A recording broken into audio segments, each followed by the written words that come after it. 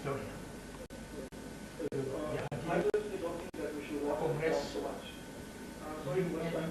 Kongres UNPO bahwa wakil daripada negara dan bangsa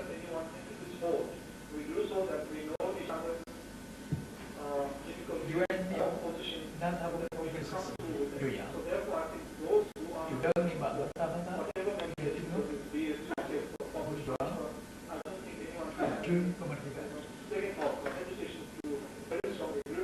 UNPO bagaimana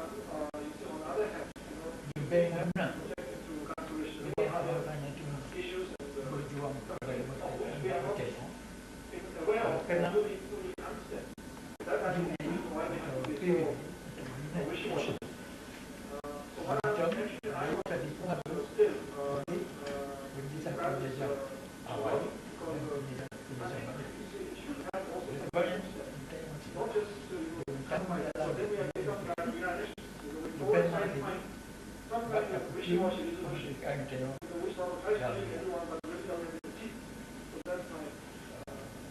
Konferensi ini sudah dibina di tadi barang merdeka, barang ini merdeka.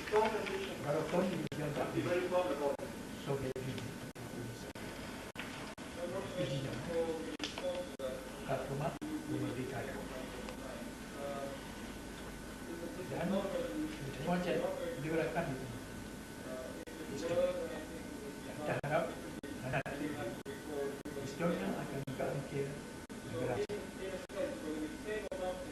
Jadi kita buat Estonia dan berakhir oleh negara-negara.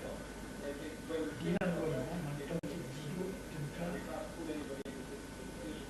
Rusia soal boleh, tapi hanya sebab berakhir Estonia oleh negara. Yang pun akhir Estonia dia saya harap Estonia akan jadi Iceland di dunia mata.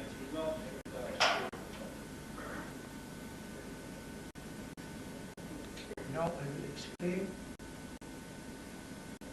in English.